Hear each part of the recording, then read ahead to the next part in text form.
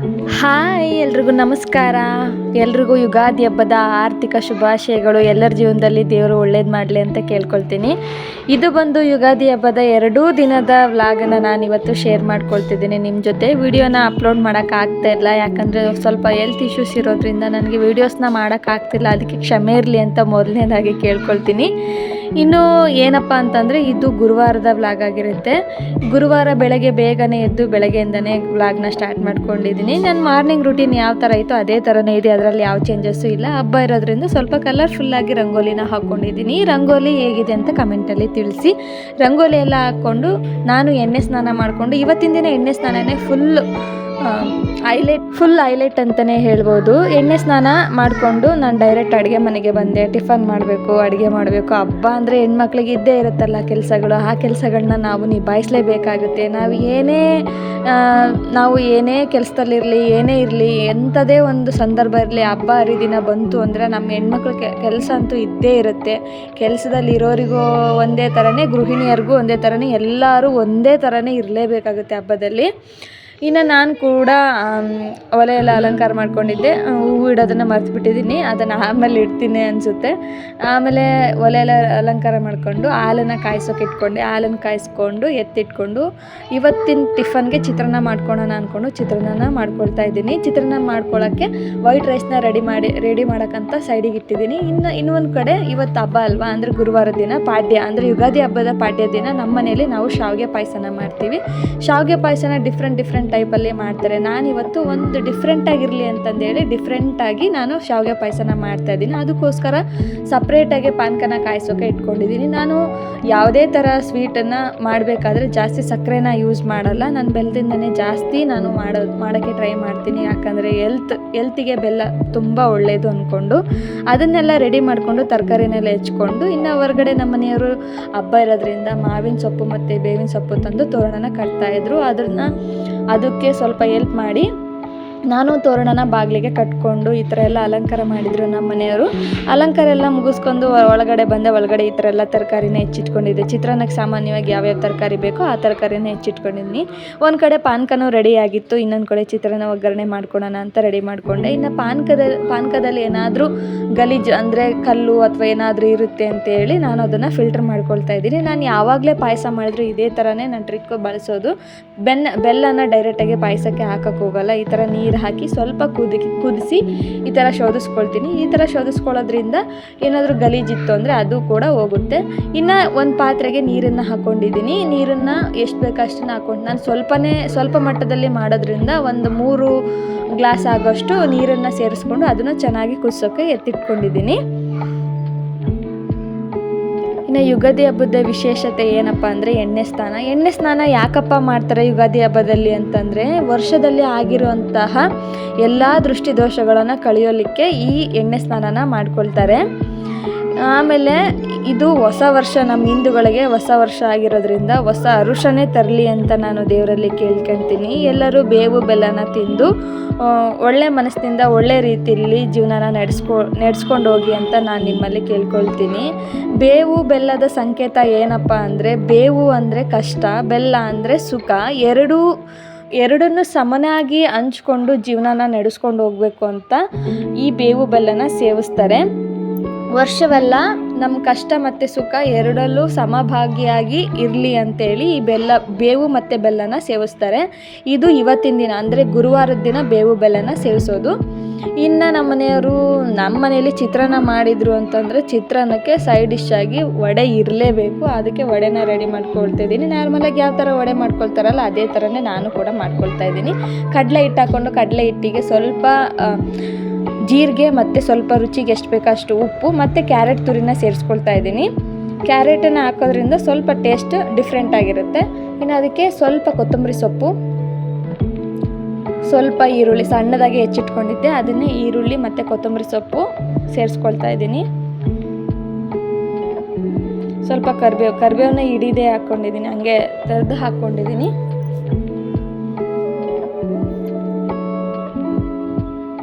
ಸ್ವಲ್ಪ ಹಸಿಮೆಣಸಿನ್ಕಾಯಿನೂ ಸೇರಿಸ್ಕೊಳ್ತಾ ಇದ್ದೀನಿ. ಎಣ್ಣೆನ ಕಾಯಿಸೋಕ್ಕಿಟ್ಟಿದ್ನಲ್ಲ, ಆ ಎಣ್ಣೆನ ಕಾಯಿಸಿರೋ ಎಣ್ಣೆನ ಇದಕ್ಕೆ ಹಾಕಿ ಕಲಿಸ್ಕೊಳ್ಳೋದ್ರಿಂದ ವಡೆ ಕೂಡ ಕ್ರಿಸ್ಪಿಯಾಗಿ ಬರುತ್ತೆ. ನೋಡಿ ಈ ಥರ ಫಸ್ಟ್ ಎಣ್ಣೆನ ಹಾಕ್ಕೊಂಡು ಚೆನ್ನಾಗಿ ಕಲಿಸ್ಕೋಬೇಕು.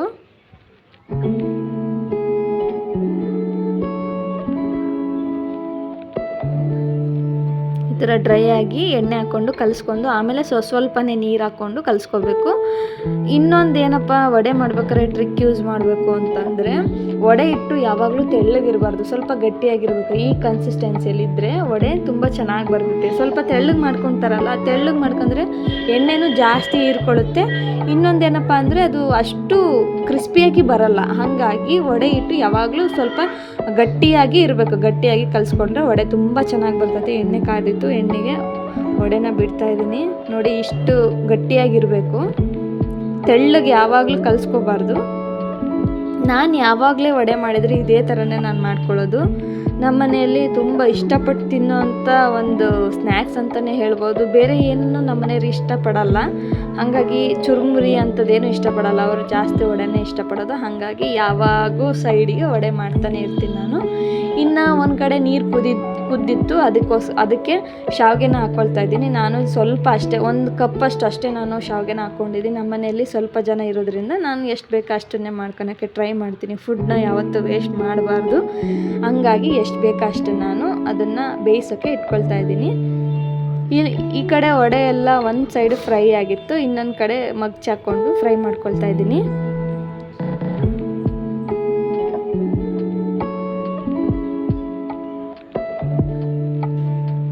ನೋಡಿ ಒಂದು ಕುದಿ ಬಂದರೆ ಸಾಕು, ಬೇಗನೆ ಬೆಂದೋಗ್ಬಿಡುತ್ತೆ ಶಾವಿಗೆ ಬೆಂದಮೇಲೆ ನಾನು ಸ್ಟವ್ನ ಆಫ್ ಮಾಡಿಕೊಂಡು ಅದನ್ನು ಒಂದು ಈ ಥರ ಫಿಲ್ಟ್ರ್ ಮಾಡ್ಕೊಂಬಿಡ್ತೀನಿ.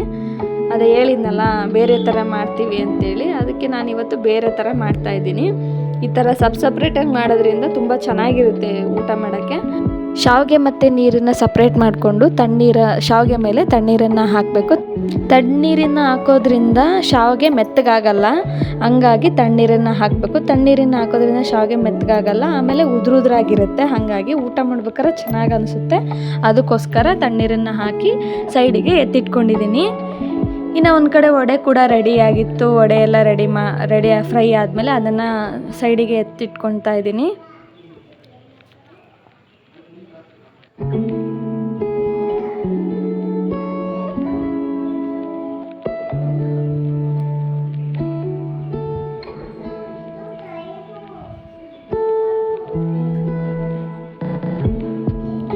ಇನ್ನು ಹೊರಗಡೆ ಮಕ್ಕಳು ನಮ್ಮ ಮನೆಯವ್ರ ಜೊತೆಗೆ ತೋರಣ ಎಲ್ಲ ಕಟ್ತಾಯಿದ್ರು. ಅವರು ಆ ತೋರಣ ಕಟ್ಟೋದ್ರ ಜೊತೆಗೆ ಆಳ್ತಾನೂ ಇದ್ದರು. ಅವರು ಅಪ್ಪ ಮಕ್ಕಳು ಮಾಡ್ತಾಯಿದ್ರು ಕೆಲಸನ. ನಾನು ಅಡುಗೆ ಮನೆ ಕೆಲಸ ಮಾಡಲೇಬೇಕಲ್ಲ, ಹಾಗಾಗಿ ಅಡುಗೆ ಮನೆ ಕೆಲಸ ಮಾಡ್ತಾನೇ ಇದ್ದೆ. ಇನ್ನು ಶಾವಿಗೆ ಎಲ್ಲ ಸೈಡಿಗೆ ಎತ್ತಿಟ್ಕೊಂಡು, ವಡೆ ಕೂಡ ಸೈಡಿಗೆ ಎತ್ತಿಟ್ಕೊಂಡು, ಕರ್ದಿರೋ ಎಣ್ಣೆನ ಸ್ವಲ್ಪ ತಕ್ಕೊಂಡು ಇನ್ನೊಂದು ಸ್ವಲ್ಪ ಚಿತ್ರಾನ್ನಗೆ ಒಗ್ಗರಣೆ ಹಾಕೋಣ ಅಂದ್ಕೊಂಡು ಚಿತ್ರಾನ್ನಗೆ ಒಗ್ಗರಣೆ ಹಾಕ್ಕೊಳ್ತಾ ಇದ್ದೀನಿ. ಚಿತ್ರಾನ್ನ ಯಾವ ಥರ ನಾರ್ಮಲಾಗಿ ಮಾಡ್ತಾರಲ್ಲ ಅದೇ ಥರನೇ ನಾನು ಮಾಡ್ಕೊಳ್ತಾ ಇದ್ದೀನಿ. ಅದರಲ್ಲಿ ಯಾವ ಡಿಫ್ರೆನ್ಸ್ ಇಲ್ಲ, ಮಾಡ್ಕೊಳ್ತಾ ಇದ್ದೀನಿ.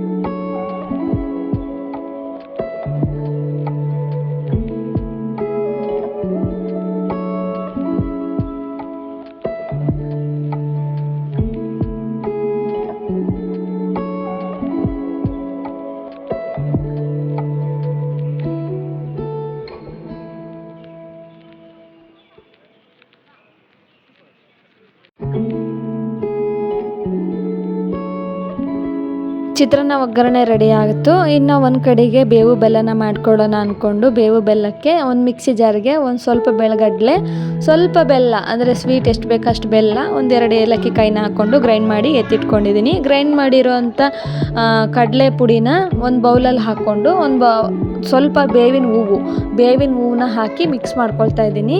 ಮಿಕ್ಸ್ ಮಾಡ್ಕೊಂಡ್ಮೇಲೆ ಸ್ವಲ್ಪ ಕೊಬ್ಬರಿ ತುರಿನೂ ಕೂಡ ಆ್ಯಡ್ ಮಾಡ್ಕೊಳ್ತಾ ಇದ್ದೀನಿ.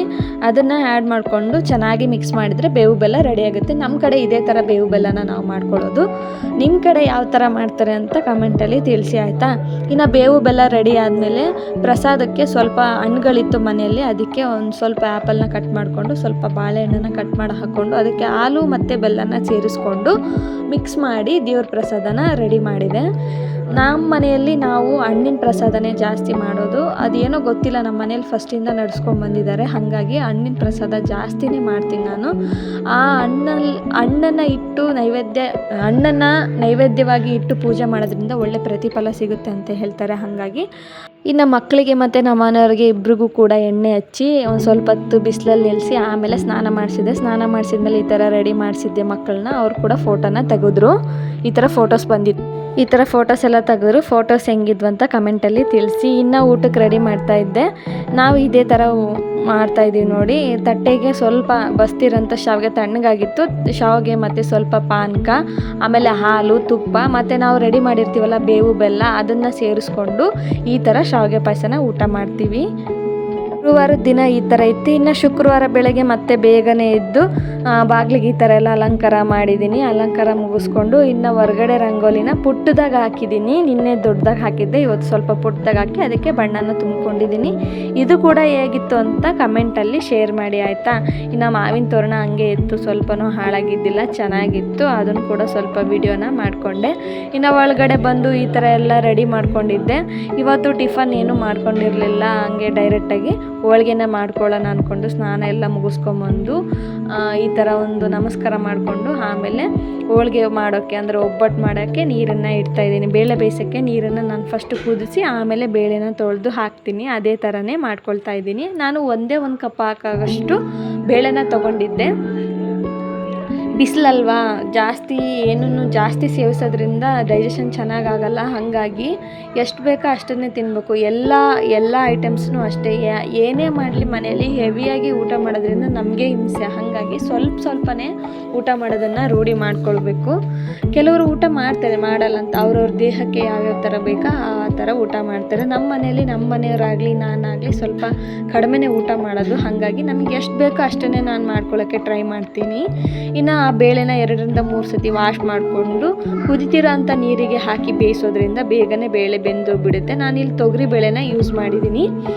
ಇನ್ನು ಬೇಳೆ ಬೇಯಿಸೋಕ್ಕೆ ಹಿಟ್ಟನ್ನು ಕಲಿಸ್ಕೊಳ್ತಾ ಇದ್ದೀನಿ. ಒಬ್ಬಟ್ಟು ಮಾಡೋಕ್ಕೆ ಹಿಟ್ಟನ್ನು ಕಲಿಸ್ಕೋಬೇಕಲ್ಲ, ಆ ಹಿಟ್ಟು ಚೆನ್ನಾಗಿ ನೆಂದರೆ ಒಬ್ಬಟ್ಟು ತುಂಬ ಚೆನ್ನಾಗಿ ಬರುತ್ತೆ. ಹಾಗಾಗಿ ಅದಕ್ಕೆ ಸ್ವಲ್ಪ ಅರಿಶಿನ ಆಮೇಲೆ ಸ್ವಲ್ಪ ಉಪ್ಪನ್ನು ಹಾಕಿ ಡ್ರೈ ಮಿಕ್ಸ್ ಮಾಡಿಕೊಂಡು ಆಮೇಲೆ ಸ್ವಲ್ಪನೇ ನೀರನ್ನು ಹಾಕ್ಕೊಂಡು ಈ ಥರ ಚೆನ್ನಾಗಿ ಕಲಿಸ್ಕೋಬೇಕು.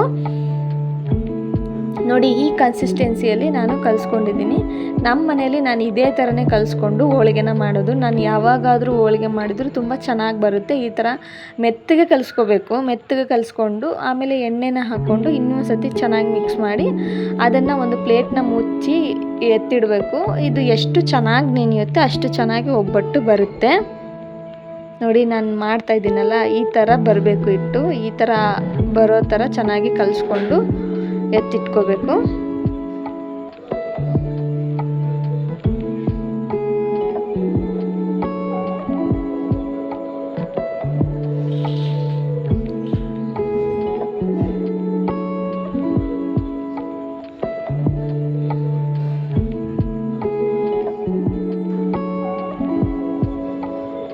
ಇನ್ನು ಬೇಳೆ ಕೂಡ ಬೆಂದಿತ್ತು. ನೋಡಿ, ಈ ಥರ ಚೆನ್ನಾಗಿ ಬೇಯಿಸ್ಕೋಬೇಕು. ಅಂದರೆ ಸ್ವಲ್ಪ ಮೆತ್ತಗೆ ಬೇಯಿಸ್ಕೊಂಡ್ರೆ ಮಿಕ್ಸಿಗೆ ಹಾಕೋಕ್ಕೂ ತುಂಬ ಚೆನ್ನಾಗಾಗುತ್ತೆ.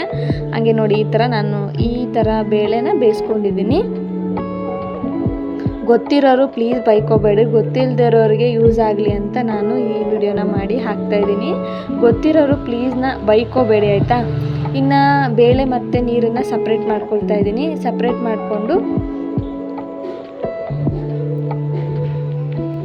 ಬೇಳೆಗೆ ಸ್ವೀಟ್ ಎಷ್ಟು ಬೇಕೋ ಅಷ್ಟು ಅಡ್ಜಸ್ಟ್ ಮಾಡ್ಕೊಂಡಿದ್ದೀನಿ. ಇಲ್ಲಿ 1 ಕಪ್ ಆಗೋಷ್ಟು ಬೆಲ್ಲನ ನಾನು ಸೇರಿಸ್ಕೊಳ್ತಾ ಇದ್ದೀನಿ. ಬೆಲ್ಲ ಸೇರಿಸ್ಕೊಳ್ಬೇಕಾದ್ರೆ ಅದು ಬೌಲ್ ಬಿದ್ದುಬಿಡ್ತು. ಬೆಲ್ಲನ ಸೇರಿಸ್ಕೊಂಡಿದ್ದೀನಿ. ಒಂದು ಅರ್ಧ ಕಪ್ ಆಗೋಷ್ಟು ಕೊಬ್ಬರಿ ತುರಿನ ಹಾಕ್ಕೊಂಡಿದ್ದೀನಿ. ಕೊಬ್ಬರಿ ತುರಿ ಹಾಕೋದ್ರಿಂದ ತುಂಬ ಚೆನ್ನಾಗಿ ಬರುತ್ತೆ, ಅಂದರೆ ಟೇಸ್ಟು ಡಿಫ್ರೆಂಟಾಗಿರುತ್ತೆ, ಚೆನ್ನಾಗಿರುತ್ತೆ. ಇನ್ನು ನಾನು ಮನೆಯಲ್ಲೇ ಮಾಡಿಟ್ಕೊಂಡಿರ್ತೀನಿ ಒಣ ಶುಂಠಿ ಮತ್ತು ಏಲಕ್ಕಿನ ಚೆನ್ನಾಗಿ ಜಜ್ಕೊಂಡು ಇಟ್ಕೊಂಡಿರ್ತೀನಿ. ಅದನ್ನ 1/4 ಟೇಬಲ್ ಸ್ಪೂನ್ ಆಗೋಷ್ಟು ಸೇರಿಸ್ಕೊಂಡಿದ್ದೀನಿ. ಅದನ್ನು ಸೇರಿಸ್ಕೊಂಡು ಚೆನ್ನಾಗಿ ಮಿಕ್ಸ್ ಮಾಡಿ ಸ್ಟವ್ ಹಚ್ಚಿ ಒಂದು 10 ನಿಮಿಷ ಚೆನ್ನಾಗಿ ಬೇಯಿಸ್ಕೋಬೇಕು, ಅಂದರೆ ಕುದಿಸ್ಕೋಬೇಕು. ಈ ಥರ ಏನಕ್ಕಪ್ಪ ಮಾಡ್ತಾರೆ ಅಂತಂದರೆ ಬೇಳೆ ಹೋಳಿಗೆ ಹಾಳಾಗಲ್ಲ, ಅಂದರೆ ನಾಳೆ ಕೂಡ 2 ದಿನ ಇಟ್ಟರೂ ಕೂಡ ಏನು ಹಾಳಾಗಲ್ಲ. ಎಂಥದೇ ಬಿಸಿಲಿರಲಿ ಏನೇ ಇರಲಿ ಫ್ರಿಜ್ ಇಲ್ಲದೆ ಇರೋರು ಈ ಟ್ರಿಕ್ನ ಯೂಸ್ ಮಾಡೋದ್ರಿಂದ ತುಂಬ ಚೆನ್ನಾಗಿ ಹೋಳಿಗೆ ಇರುತ್ತೆ. ಮಕ್ಕಳಿದ್ದ ಮನೆಯಲ್ಲಿ ಈ ಟ್ರಿಕ್ನ ಫಾಲೋ ಮಾಡಲೇಬೇಕು, ಯಾಕಂದರೆ ಅವರು ಒಂದೇ ದಿನ ತಿನ್ನೋದಿಲ್ಲ, 2 ದಿನ 3 ದಿನ ಆ ಥರ ತಿಂತಾರೆ. ಅವರಿಗೆ ಎತ್ತಿಟ್ಟು ಕೊಡಬೇಕಾಗಿರುತ್ತೆ. ನಮ್ಮ ಅಮ್ಮಂದ್ರ ಕೆಲಸ ಆಗಿರುತ್ತೆ. ಅದನ್ನ ಕುದಿಸಿ ತಣ್ಣಗಾಗಕ್ಕೆ ಇಟ್ಟಿದ್ದೆ. ತಣ್ಣಗಾದ್ಮೇಲೆ ಮಿಕ್ಸಿಗೆ ಹಾಕ್ಕೊಂಡು ನುಣ್ಣಗೆ ಮಿಕ್ಸಿಗೆ ಹಾಕ್ಕೊಳ್ತಾ ಇದ್ದೀನಿ. ನೋಡಿ ನಾನು ತೋರಿಸ್ತಿದ್ದೀನಲ್ಲ, ಈ ಥರ ಮಿಕ್ಸಿಗೆ ಹಾಕ್ಕೋಬೇಕು.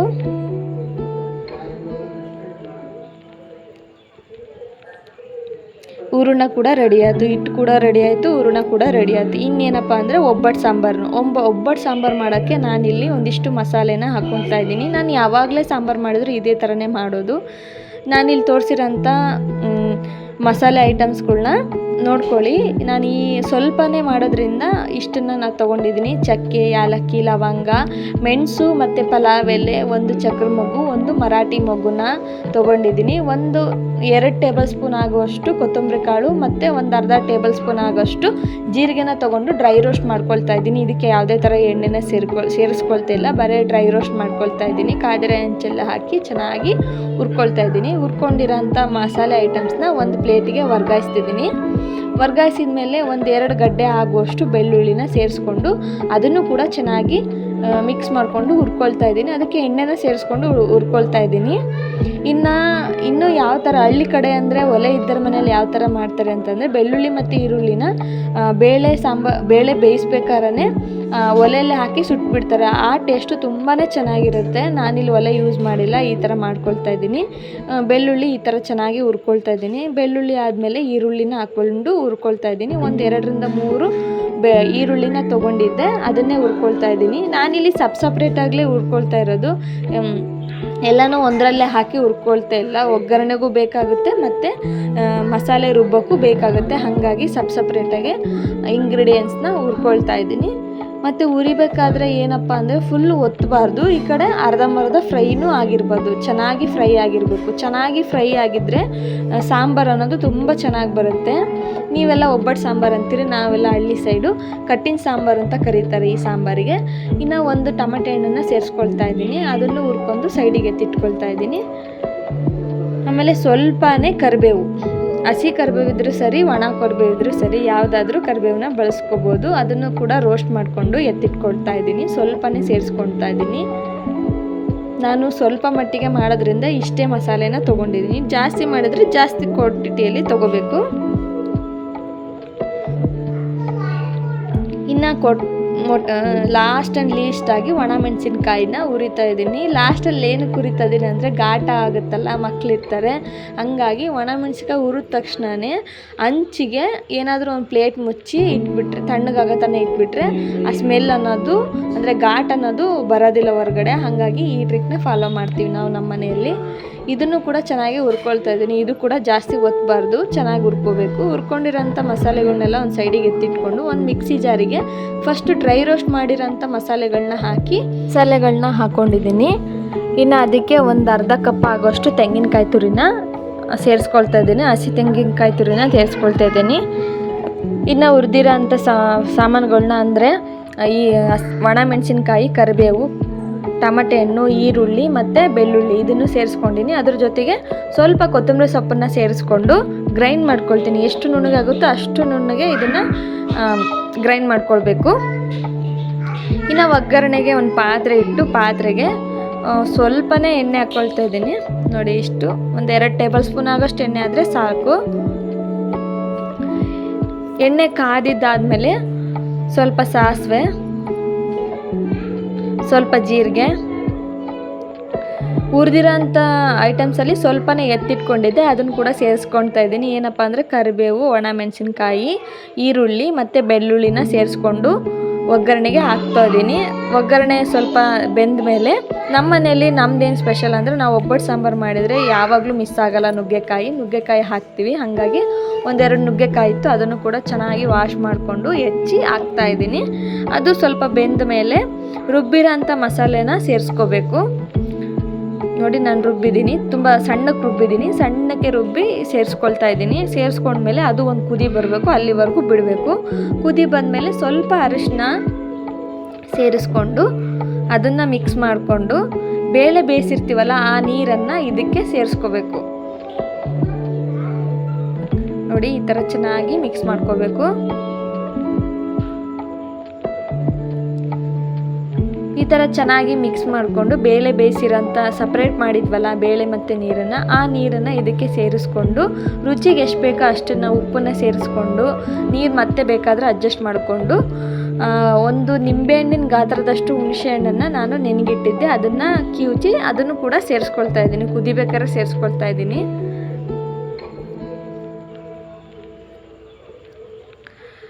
ಆಮೇಲೆ ಲಾಸ್ಟಿಗೆ ಕೊತ್ತಂಬರಿ ಸೊಪ್ಪನ್ನು ಹಾಕಿ ಚೆನ್ನಾಗಿ ಕುದಿಸಿದರೆ ಸಾಂಬಾರು ರೆಡಿ ಆಗುತ್ತೆ. ಸಾಂಬಾರು ಮಾತ್ರ ತುಂಬ ಚೆನ್ನಾಗಿರುತ್ತೆ. ನಮ್ಮ ಮನೇಲಿ ಎಲ್ಲ ಕಡೆನೂ ಇದೇ ಥರನೇ ಮಾಡೋದು. ಸಾಂಬಾರೆಲ್ಲ ಮಾಡಿದ್ಮೇಲೆ ಹಿಟ್ಟು ಕೂಡ ತುಂಬ ಚೆನ್ನಾಗಿ ನೆಂದಿತ್ತು. ನೋಡಿ ಎಷ್ಟು ಚೆನ್ನಾಗಿ ನೆಂದಿದೆ, ಎಷ್ಟು ಬೇಗ ಬರ್ತಿದೆ. ಒಬ್ಬಟ್ಟು ಮಾಡೋಕ್ಕೋಸ್ಕರ ಫಸ್ಟು ಕೈಗೆ ಎಣ್ಣೆ ಹಚ್ಕೊಂಡ್ಮೇಲೆ ಸ್ವಲ್ಪ ಹಿಟ್ಟನ್ನ ತೊಗೊಂಡು ಈ ಥರ ಸ್ಪ್ರೆಡ್ ಮಾಡ್ಕೊಂಡಿದ್ದೀನಿ ಕೈಗೆ. ಅದಕ್ಕೆ ಸ್ವಲ್ಪ ಹೂರಣನ ಈ ಥರ ರೌಂಡಾಗಿ ಮಾಡಿಕೊಂಡು ಈ ಥರ ನೋಡಿ ನಾನು ಮಾಡ್ತಿದ್ದೀನಲ್ಲ, ನಾನು ಈ ಥರನೇ ಮಾಡ್ತೀನಿ. ನನಗೆ ಕೆಳಗಿಟ್ಟು ಅದನ್ನು ತುಂಬಕ್ಕೆ ಬರಲ್ಲ, ನಾನು ಈ ಥರ ತುಂಬ್ಕೊಳ್ತೀನಿ. ಈ ಥರ ನೋಡಿ ತುಂಬ್ಕೊಳ್ತಾ ಇದ್ದೀನಿ. ಹೂರಣನ ಈ ಥರ ತುಂಬಿಕೊಂಡು ರೌಂಡ್ ಶೇಪಲ್ಲಿ ಮಾಡ್ಕೊಳ್ತಾ ಇದ್ದೀನಿ. ರೌಂಡ್ ಶೇಪಲ್ಲಿ ಮಾಡಿಕೊಂಡು ಅಂಗಡಿಯಲ್ಲಿ ಸಿಗುತ್ತೆ ಈ ಶೀಟ್, ಹೋಳಿಗೆ ತಟ್ಟ ಶೀಟ್ ಕೊಡಿ ಅಂದರೆ ಕೊಡ್ತಾರೆ. ಈ ಶೀಟ್ ಮೇಲೆ ಸ್ವಲ್ಪ ಎಣ್ಣೆನ ಸವರ್ಕೊಂಡು ನಾವು ಮಾಡಿಟ್ಟಿರೋಂಥ ಹೂರಣ ಮತ್ತು ಹಿಟ್ಟನ್ನು ಚೆನ್ನಾಗಿ ಅದ್ರ ಮೇಲೆ ಹಾಕಿ ನಮಗೆ ಯಾವ ಶೇಪಲ್ಲಿ ಬೇಕೋ ಆ ಶೇಪಲ್ಲಿ ತೊಟ್ಕೋಬೇಕು. ಕೈಯಲ್ಲಿ ತೊಟ್ಕೊಂಡ್ರೆ ತುಂಬ ಟೇಸ್ಟಿಯಾಗಿರುತ್ತೆ, ಉದ್ದಬಾರ್ದು. ಚೆನ್ನಾಗಿ ಈ ಥರ ತೊಟ್ಕೊಂಡ್ರೆ ಸಾಕು, ಉದ್ದ ಅವಶ್ಯಕತೆ ಏನಿರಲ್ಲ, ಲಟ್ಟಿಸೋ ಅವಶ್ಯಕತೆ ಏನಿರಲ್ಲ. ನೋಡಿ ನಾನು ಎಷ್ಟು ಸ್ವಲ್ಪನೇ ಸೈಜಲ್ಲಿ ಮಾಡ್ಕೊಳ್ತೀನಿ. ನಾನು ತುಂಬ ಅಗಲ ಮಾಡ್ಕೊಳಕ್ಕಾಗಲ್ಲ ನನಗೆ, ಅದಕ್ಕೋಸ್ಕರ ನನಗೆ ಬರೋದು ಇಲ್ಲ ಆ ಥರ. ಈ ಥರ ಸಣ್ಣದಾಗಿ ಸ್ಪ್ರೆಡ್ ಮಾಡ್ಕೊಳ್ತಾ ಇದ್ದೀನಿ. ಈ ಥರ ಆದಮೇಲೆ ಕಾದಿರೋ ಹಂಚಿಗೆ ಎಣ್ಣೆನ ಸ್ವಲ್ಪ ಹಾಕಿ ಅದನ್ನು ಬೇಯಿಸ್ಕೊಂಡ್ರೆ, ಅಂದರೆ ನಾವು ಮಾಡಿರೋಂಥ ಹೋಳಿಗೆನ ಬೇಯಿಸ್ಕೊಂಡ್ರೆ ಆಯಿತು. ಎರಡೂ ಕಡೆ ಚೆನ್ನಾಗಿ ಬೇಯಿಸ್ಕೊಂಡ್ರೆ ಆಯಿತು, ಹೋಳಿಗೆ ರೆಡಿ ಆಗುತ್ತೆ.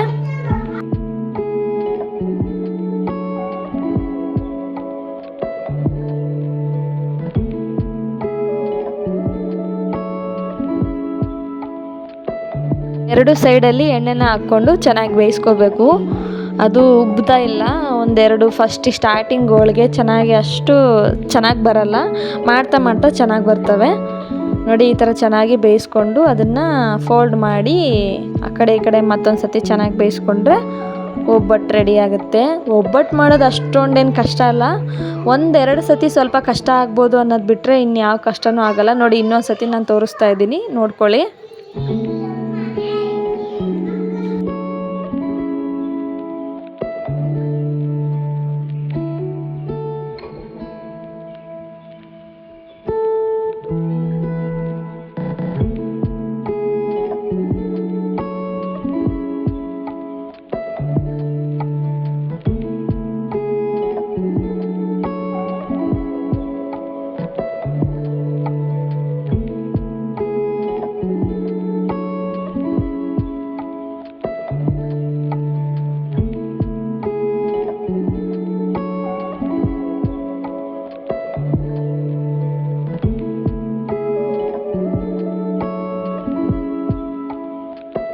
ಮನೆ ಅಡುಗೆ ಕೆಲಸ ಎಲ್ಲ ಮುಗಿಸ್ಕೊಂಡು ಮತ್ತೆ ಮನೆ ಕೆಲಸ ಎಲ್ಲ ಮುಗಿಸ್ಕೊಂಡು ಮತ್ತು ನಾವು ಕೂಡ ರೆಡಿಯಾಗಿ ಚಂದ್ರ ದರ್ಶನನ ಮಾಡ್ಕೊಂಡ್ವಿ. ಮತ್ತೊಂದು ಸತಿ ಎಲ್ರಿಗೂ ಯುಗಾದಿ ಹಬ್ಬದ ಆರ್ಥಿಕ ಶುಭಾಶಯಗಳನ್ನ ತಿಳಿಸ್ತಿದ್ದೀನಿ. ಎಲ್ರಿಗೂ ಒಳ್ಳೆಯದಾಗಲಿ, ಎಲ್ಲರೂ ಕಷ್ಟ ಸುಖನ ಸಮವಾಗಿ ಹಂಚ್ಕೊಂಡು ಜೀವನನ ನಡೆಸ್ಕೊಂಡು ಹೋಗ್ರಿ ಅಂತ ನಾನು ಹೇಳ್ತೀನಿ. ಚಂದ್ರ ದರ್ಶನ ಪಡ್ಕೊಂಡು ಪೂಜೆ ಎಲ್ಲ ಮುಗಿಸ್ಕೊಂಡು ಒಳಗಡೆ ಈ ಥರ ದೇವ್ರ ಮನೆಯಲ್ಲಿ ಅಲಂಕಾರ ಮಾಡಿ ಪೂಜೆ ಮಾಡಿದ್ರು. ಇವತ್ತು ನಮ್ಮ ಮನೆಯವರು ದೇವ್ರ ಮನೆ ಅಲಂಕಾರ ಮಾಡಿ ಇಷ್ಟು ಚೆನ್ನಾಗಿ ಪೂಜೆ ಮಾಡ್ಕೊಂಡಿದ್ರು. ನಾನು ದೇವ್ರ ಪೂಜೆ ಹತ್ರಕ್ಕೆ ಹೋಗಲಿಲ್ಲ, ಯಾಕಂದರೆ ನನಗೆ ಆಲ್ರೆಡಿ ತುಂಬ ಸುಸ್ತಾಗಿತ್ತು ಬೆಳಗ್ಗೆಯಿಂದ ಕೆಲಸ ಮಾಡಿ. ಹಾಗಾಗಿ ನೀವೇ ಪೂಜೆ ಮಾಡಿಬಿಡಿ ಅಂತ ಹೇಳಿ ಇದ್ದೆ ಅವರಿಗೆ, ಅದಕ್ಕೋಸ್ಕರ ಅವರೇ ಪೂಜೆ ಮಾಡಿದ್ದಾರೆ. ನೋಡಿ ಈ ಥರ ಅಲಂಕಾರ ಮಾಡಿ ಪೂಜೆನ ಮಾಡ್ಕೊಂಡಿದ್ರು. ಒಳಗಡೆ ಎಲ್ಲ ಪೂಜೆ ಮಾಡಿದ ಮೇಲೆ ಹೊರಗಡೆ ಬಂದು ಚಂದ್ರ ಕಾಣುತ್ತಲ್ಲ ಅದೇ ದಿಕ್ಕಲ್ಲಿ ನಮ್ಮ ಮನೆಯವ್ರನ್ನ ಕೂರಿಸಿ ಈ ಥರ ಕಾಲು ತೊಳೆದು ಪೂಜೆ ಮಾಡ್ತೀವಿ. ನಮ್ಮ ಮನೇಲಿ ಹಿರಿಯರಿಗೆ ಈ ಥರ ಪೂಜೆ ಮಾಡ್ತಾರೆ. ನಮ್ಮ ಅತ್ತೆ ಮಾವ ತೀರೋದ್ಮೇಲೆ ನಮ್ಮ ಮನೆಯವರಿಗೆ ನಾನು ಪೂಜೆನ ಮಾಡ್ಕೊಳ್ತಾ ಬಂದಿದ್ದೀನಿ. ಈ ಥರ ಒಂದು ತಟ್ಟೆ ಇಟ್ಟು ತಟ್ಟೆಯಲ್ಲಿ ಅವ್ರ ಕಾಲು ತೊಳೆದು ಅರಿಶಿನ ಕುಂಕುಮನ ಇಟ್ಟು ವಿಳ್ಯದೆಲೆನ ಇಟ್ಟು ನಾವು ಪೂಜೆ ಮಾಡ್ತೀವಿ. ಯಾವುದೇ ಥರ ಹೂವನ್ನ ಇಟ್ಟು ಪೂಜೆ ಮಾಡಲ್ಲ. ಈ ಥರ ವಿಳ್ಯದೆಲೆನ ಇಟ್ಟು ಪೂಜೆನ ಮಾಡ್ಕೊಳ್ತೀವಿ. ಇದೇ ಥರ 3 ಸತಿ ಪೂಜೆ ಮಾಡಿಕೊಂಡು ಅವ್ರ ಆಶೀರ್ವಾದನ ಪಡ್ಕೊಳ್ತೀವಿ. ಈ ಥರ ಮಾಡೋದ್ರಿಂದ ಗಂಡನಿಗೆ ಆಯಸ್ಸು ಆರೋಗ್ಯ ಹೆಚ್ಚಾಗುತ್ತೆ ಅಂತ ಹೇಳ್ತಾರೆ. ಹಾಗಾಗಿ ನಾವು ಫಸ್ಟಿಂದನೂ ಇದೇ ಥರನೇ ಮಾಡ್ಕೊಂಬಂದಿರೋದು, ಅದನ್ನು ಯಾವಾಗಲೂ ಮಿಸ್ ಮಾಡಲ್ಲ. ಈ ಥರ ಪೂಜೆನ ಮಾಡ್ಕೊಳ್ತೀವಿ. ಈ ಥರ ಪೂಜೆನೆಲ್ಲ ಮಾಡಿಕೊಂಡು ಈ ಥರ ಎಲ್ಲ ಅಡುಗೆ ಮಾಡ್ಕೊಂಡಿದ್ದೆ. 2 ಥರ ಹೋಳಿಗೆನ ಮಾಡಿದ್ದೆ. ನಮ್ಮ ಮನೇಲಿ ನನ್ನ ಮಕ್ಕಳಿಗೆ ಈ ಥರ ಸಣ್ಣ ಹೋಳಿಗೆ ಮಾಡಿದರೆ ಇಷ್ಟ ಆಗುತ್ತೆ. ಹಂಗಾಗಿ 2 ಥರ ಹೋಳಿಗೆ ಮಾಡಿ, ಒಂದು ಕೋಸಂಬರಿ, ಒಂದಿಷ್ಟು ಸಂಡಿಗೆ, ಸ್ವಲ್ಪ ಬಾಳೆಹಣ್ಣು ಶಿಕರಣೆ ಕೂಡ ಮಾಡ್ಕೊಂಡಿದ್ದೆ. ಊಟ ಎಲ್ಲ ಮುಗಿಸ್ಕೊಂಡು ಅಪ್ಪ ಮಕ್ಕಳು ಫೋಟೋಸ್ನ ತಗೊಂಡ್ರು. ನನ್ನ ಮಕ್ಕಳು ಹೇಗೆ ಕಾಣ್ತಿದ್ದಾರೆ ಅಂತ ಕಮೆಂಟಲ್ಲಿ ತಿಳಿಸಿ ಆಯಿತಾ. ಇದಾಗಿತ್ತು ಯುಗಾದಿ ಹಬ್ಬದ ವ್ಲಾಗು. ಇಷ್ಟ ಆದರೆ ಪ್ಲೀಸ್ ಒಂದು ಲೈಕ್ ಮಾಡಿ, ಶೇರ್ ಮಾಡಿ, ಕಮೆಂಟ್ ಮಾಡಿ, ಸಬ್ಸ್ಕ್ರೈಬ್ ಮಾಡ್ಕೊಳ್ಳೋದನ್ನ ಮರಿಬೇಡಿ.